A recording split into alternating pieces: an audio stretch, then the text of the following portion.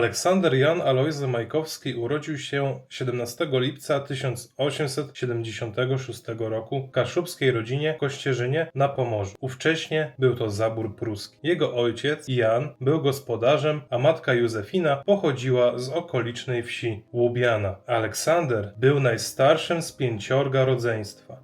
W rodzinnym mieście ukończył 4-klasową szkołę powszechną oraz progimnazjum, szkołę o silnie germanizatorskim charakterze, gdzie nauka odbywała się wyłącznie po niemiecku. Młody Majkowski od wczesnych lat doświadczał presji kulturowej ze strony pruskiego systemu edukacji, co ukształtowało w nim świadomość odrębności języka i kultury kaszubskiej. Dzięki dobrym wynikom w nauce otrzymał stypendium Towarzystwa Pomocy Naukowej w Chełmie, co umożliwiło mu kontynuowanie edukacji. W 1891 roku przeniósł się do renomowanego Królewskiego Gimnazjum w Chojnicach, gdzie mieszkał na stacji. Okres nauki w Chojnicach okazał się przełomowy. Majkowski zetknął się tam z polską literaturą i historią, szczególnie z twórczością Adama Mickiewicza. W 1895 roku pomyślnie zdał egzamin dojrzałości. Początkowo planował studia teologiczne, myśląc o posłudze kapłańskiej, jednak ostatecznie postanowił poświęcić się medycynie. W 1896 roku Majkowski, dysponując skromnymi środkami finansowymi, wyjechał na studia wyższe do Berlina. W 1897 roku oficjalnie zapisał się na Uniwersytet Berliński i rozpoczął studia medyczne. Studia w wielokulturowym Berlinie otworzyły go na nowe prądy intelektualne epoki modernizmu. Młody student związał się z tamtejszym środowiskiem polonijnym i należał m.in. do Towarzystwa Akademików Polaków. Równocześnie angażował się społecznie, wygłaszał odczyty dla Polaków mieszkających w Berlinie i współpracował z redakcją Gazety Gdańskiej, prowadzonej przez Bernarda Milskiego. W 1898 roku jako delegat Pomorza uczestniczył w uroczystości odsłonięcia pomnika Adama Mickiewicza w Warszawie, co wywarło na nim duże wrażenie i umocniło jego patriotyzm. Pierwsze próby literackie Majkowskiego przypadły na okres berliński. W 1899 roku ogłosił on 2 debiutanckie utwory: humorystyczno-satyryczną opowieść w języku kaszubskim pod tytułem Jak w Kościerzynie kościelnego obrano albo 5 kawalerów, a jedna jedyna panna, oraz poemat Pielgrzymka wejherowska, napisany po polsku. Utwory te spotkały się z przychylnym odbiorem i były zwiastunem późniejszej działalności literackiej Majkowskiego. W 1900 roku przerwał studia w Berlinie i przeniósł się na uniwersytet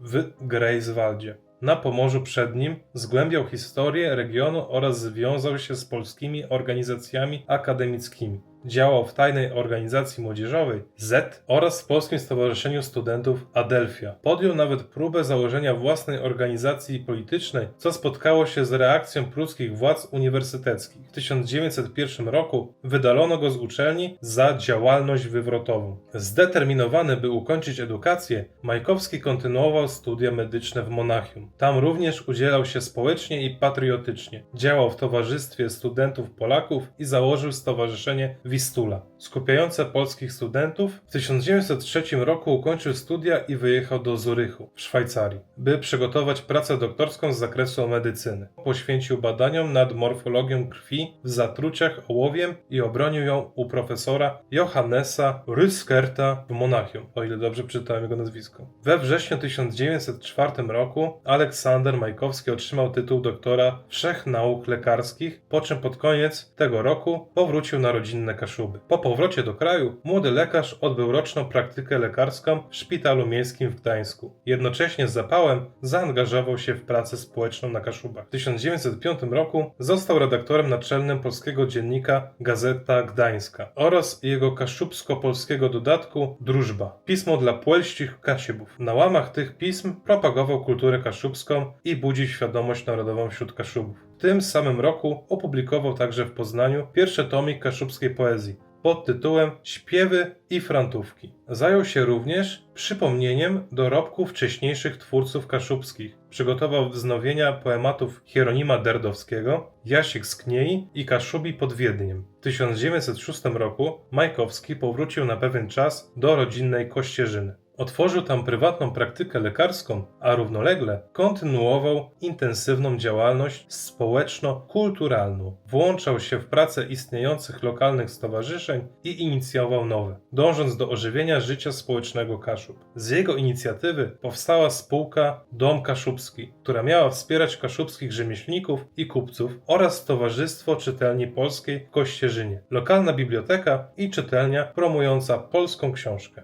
Aktywnie działał także w Towarzystwie Wyborczym, w Towarzystwie Śpiewaczym Halka oraz w Związku Młodych Kupców. W tym okresie współpracował z etnografami i pasjonatami kultury kaszubskiej, m.in. z Izydorem Gulgowskim, twórcą skansenu we Wdzydzach. Serdecznie zapraszam na odcinek z Wdzyc. Pierwszą i drugą część są na moim kanale, warto obejrzeć. I Friedrichem Lorenzem, badaczem języka kaszubskiego. Uczestniczył również w pracach niemieckiego Towarzystwa Ludoznawczego, zbierając i dokumentując folklor regionalny. Swoje obserwacje i wyniki badań etnograficznych często publikował na łamach Gazety Gdańskiej i innych pism. W listopadzie 1908 roku Majkowski podjął kolejną ważną inicjatywę wydawniczą i założył w Kościerzynie miesięcznik Gryf – Pismo dla spraw kaszubskich. Było to pierwsze czasopismo w całości poświęcone sprawom kaszubskim i ich kulturze, językowi, historii i polityce regionu. Majkowski jako redaktor Gryfa stworzył program odrodzenia kulturalno-politycznego Kaszub i skupił wokół pisma grono młodych inteligentów kaszubskich. Organizował odczyty, wycieczki krajoznawcze po Kaszubach dla studentów, a także różnorodne wydarzenia promujące region. W 1911 roku zorganizował w Kościerzynie wystawę ludoznawczą kaszubsko-pomorską, prezentującą sztukę ludową, rzemiosło i folklor Kaszub, oraz wydał ilustrowany przewodnik po tej wystawie. Sam również sporo podróżował po Kaszubach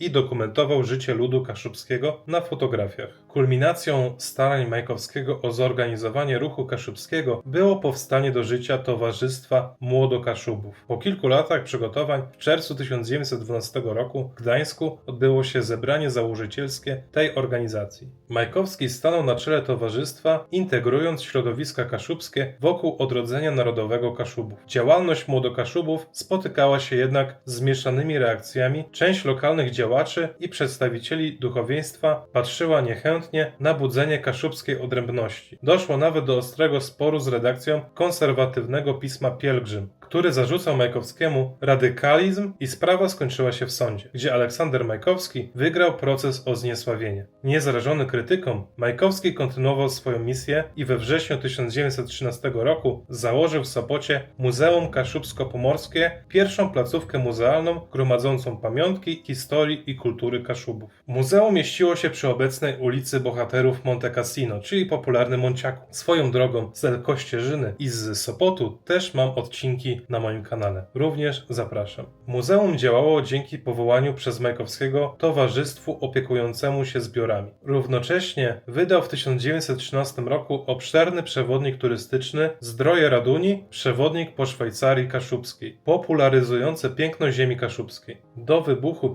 I wojny światowej Majkowski był więc już uznanym liderem życia kulturalnego Kaszub, lekarzem z powołania, ale sercem pisarzem i społecznikiem, który całe swoje zaangażowanie poświęcał budzeniu ducha kaszubskiego. Po wybuchu I wojny światowej Majkowski jako obywatel Prus i wykwalifikowany lekarz został w sierpniu 1914 roku powołany do armii niemieckiej. Służył w wojsku jako lekarz frontowy, m.in. na terenach Polski, Rumunii i Francji. Mimo trudów wojennych starał się podtrzymywać swoją działalność intelektualną, prowadził dziennik z zapisami z lat wojennych oraz pracował nad utworami literackimi. W okopach i szpitalach polowych narodziła się koncepcja jego dwóch powieści: Pomorzanie oraz Rzece i przygodę Remusa. Pierwsza z nich, Pomorzanie, o charakterze młodopolskim i wątkami autobiograficznymi, pozostała jednak niedokończona i zachowała się jedynie we fragmentach, a druga, Życie i przygody Remusa, stała się z czasem najważniejszym dziełem literatury kaszubskiej. Powieść ta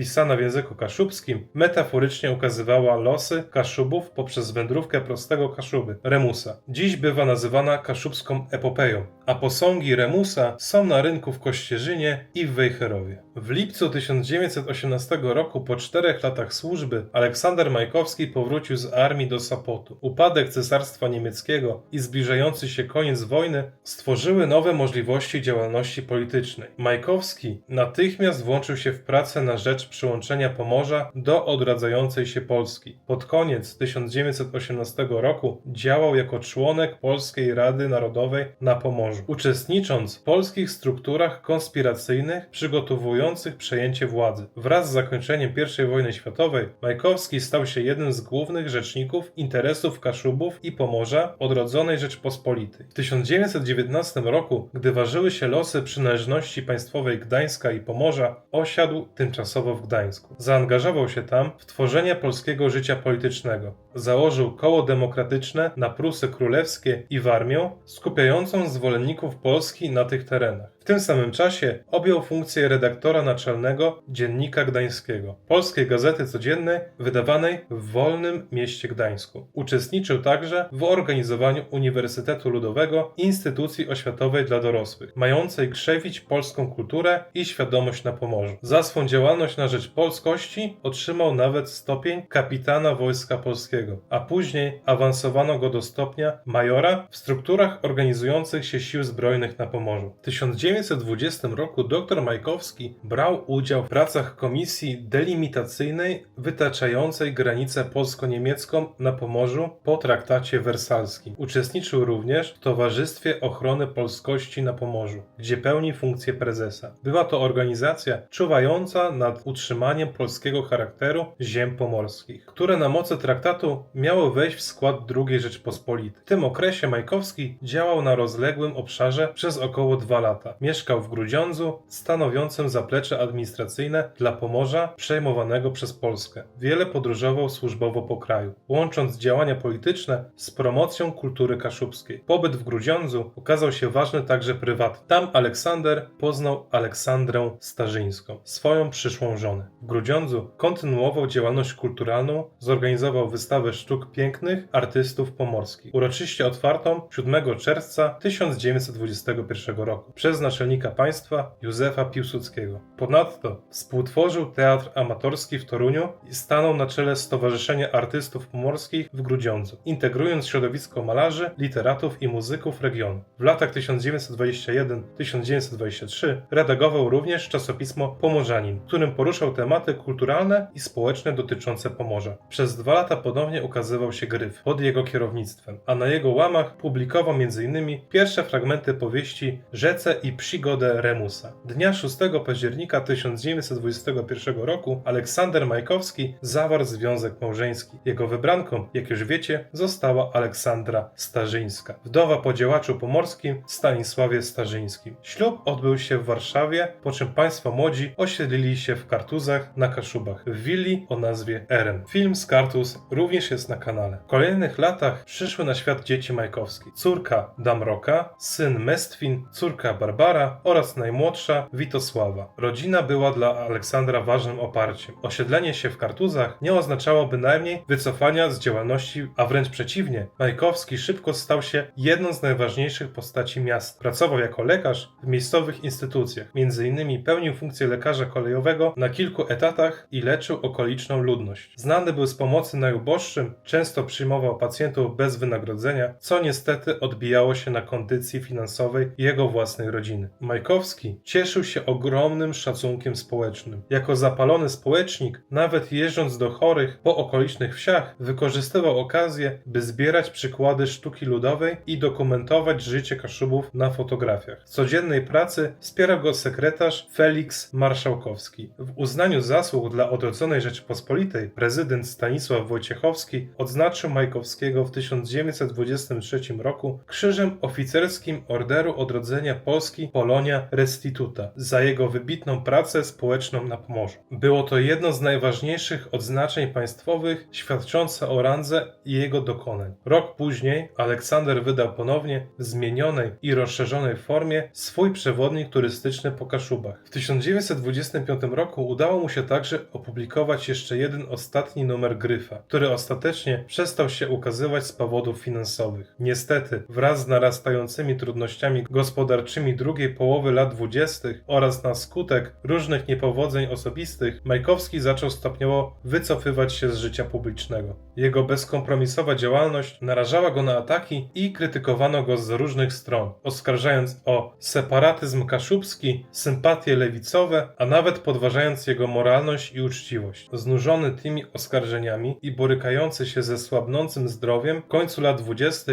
skupił się głównie na pracy pisarskiej, pozostając nieco w cieniu. Mimo wycofania się z pierwszego szeregu, Majkowski pozostał autorytetem i mentorem dla młodszego pokolenia Kaszubów. Patronował poczynaniom dwóch młodszych działaczy, Aleksandra Labudy i Jana Trepczyka, którzy w 1929 roku w Kartuzach założyli Zrzeszenie Regionalne Kaszubów. Honorowym prezesem nowego zrzeszenia został właśnie Aleksander Majkowski. Aktywnie wspierał także ich pismo Zrzesz Kaszebska, publikując na jego łamach swoje teksty i służąc radą młodym publicystom. W tym okresie włączył się również w ogólnopolskie działania na rzecz zachodnich ziem przygranicznych. Wstąpił do Związku Obrony Kresów Zachodnich i współpracował z Gdańskim Instytutem Bałtyckim, ośrodkiem badającym sprawy Pomorza i Bałtyku. Za niestrudzoną pracę społeczną został odznaczony w 1930 roku Złotym Krzyżem Zasługi. Na początku lat 30. zdrowie Majkowskiego było już nadwątlone, lecz nadal starał się uczestniczyć w życiu kulturalnym. W październiku następnego roku wszedł wprawdzie w skład komitetu redakcyjnego reaktywowanego miesięcznika Gryf, jednak ze względów zdrowotnych i osobistych nie brał już czynnego udziału w jego redagowaniu. Do aktywnej pracy pisarskiej powrócił dopiero po 3 latach, w 1934,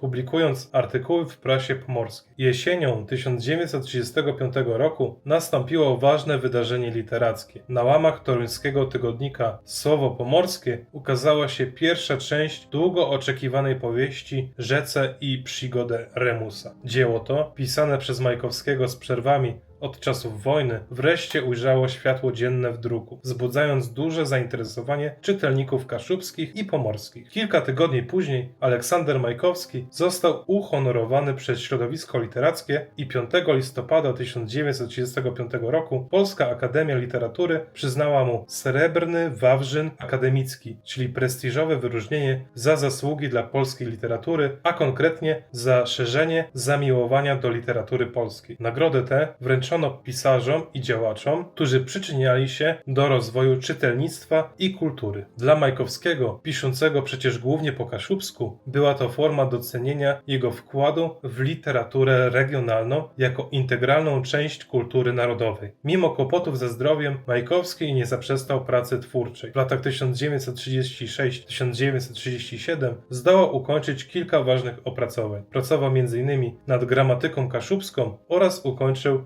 rękopis historii Kaszubów, pierwszego obszernego dzieła historycznego opisującego dzieje ludu kaszubskiego od średniowiecza po czasy mu współczesne. Ponownie, już po raz trzeci, zaktualizował i wydał swój przewodnik po Szwajcarii Kaszubskiej, gdyż region dynamicznie się zmieniał i wymagał nowych opisów. Sięgnął też do młodzieńczych utworów, przerobił napisaną przed laty kaszubską satyrę, jak w Kościerzynie Kościelnego obrali, na utwór sceniczny pod tytułem Strachy i Zrękowiny, będący komedią ludową w 3 aktach. Swoje artykuły, wspomnienia i prace popularyzatorskie nadal publikował w prasie pomorskiej, dzieląc się bogatą wiedzą o kulturze Kaszub z czytelnikami. Niestety, wieloletnie przemęczenie i choroba serca dały o sobie znać. Aleksander Majkowski zmarł nagle 10 lutego 1938 roku na niewydolność serca w szpitalu sióstr Miłosierdzia Świętego Wincentego Apollo w Gdyni. Gdyni. Wiadomość o śmierci pisarza i działacza wstrząsnęła społecznością kaszubską. 14 lutego 1938 roku w Kartuzach odbył się uroczysty pogrzeb, który przerodził się w manifestację pamięci o doktorze Aleksandrze. Konduktowi żałobnemu towarzyszyły poczty sztandarowe, delegacje społeczne, kolejarze oraz liczne grono młodych działaczy kaszubskich. Według relacji prasowych, tuż po złożeniu trumny do grobu, młodzież kaszubska złożyła symboliczne przyrzeczenie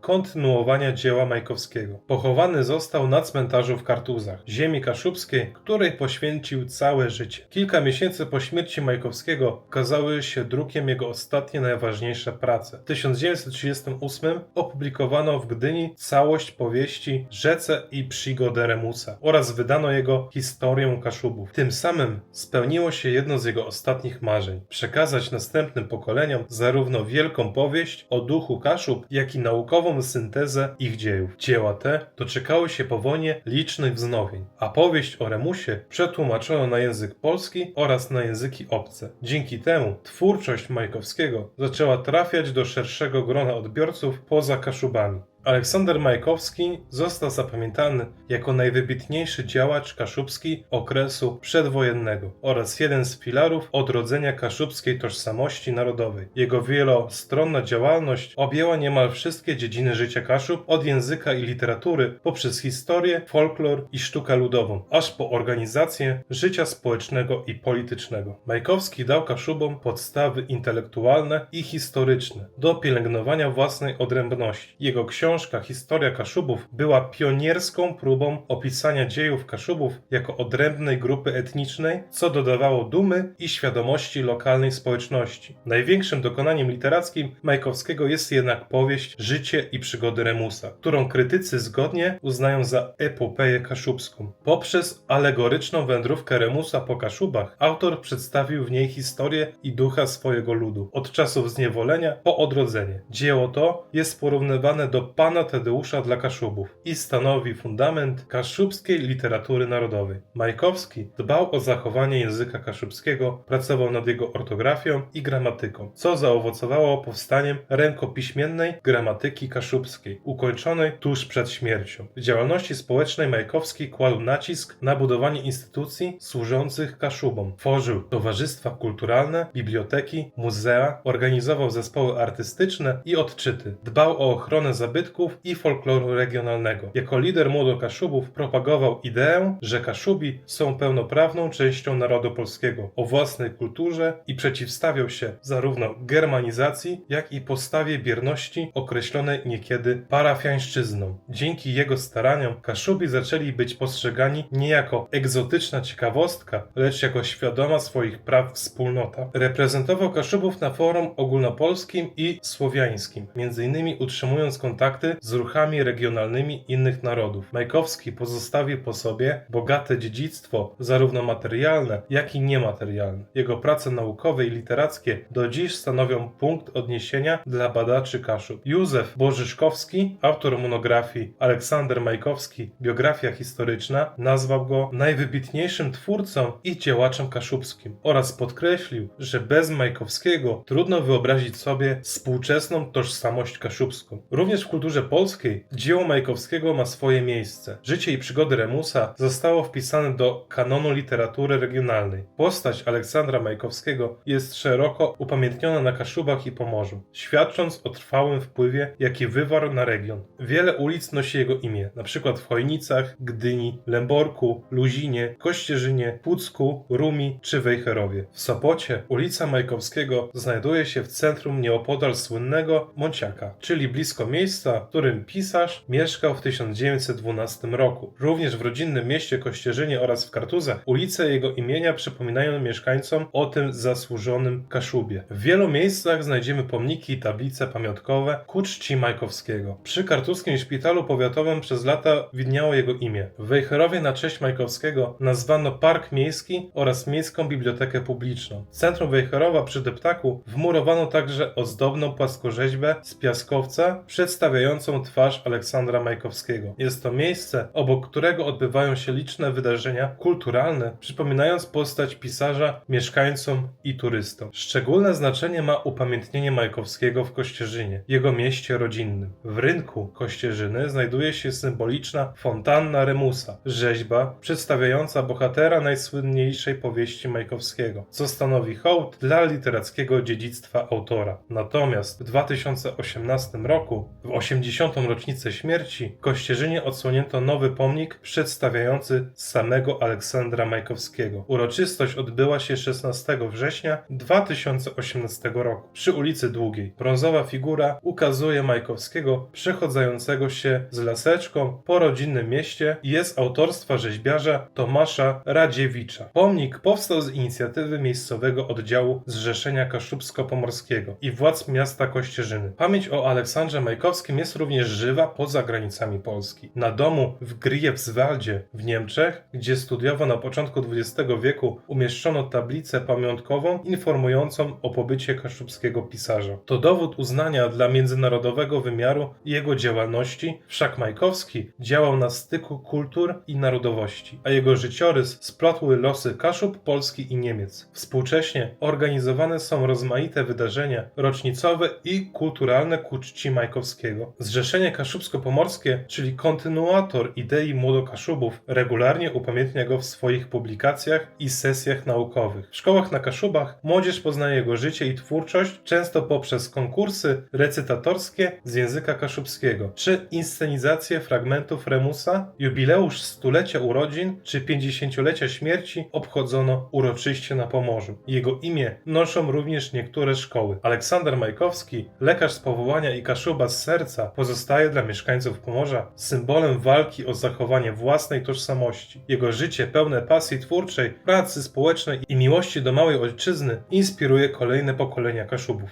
Upamiętniony pomnikami, nazwami ulic, tablicami i dziełami sztuki, żyje nadal w zbiorowej pamięci jako ten, który dał Kaszubom duszę w słowie pisanym i czynach społecznych. Jego dorobek literacki i społeczny stanowi niezbywalną część dziedzictwa kulturalnego Kaszub oraz bogactwa kultury polskiej i kaszubskiej. To wszystko w tym odcinku. Zostawcie łapkę, zostawcie subskrypcję, a ja odsyłam Was do moich poprzednich biografii i wszystkich filmów, które ukazują piękno Kaszub.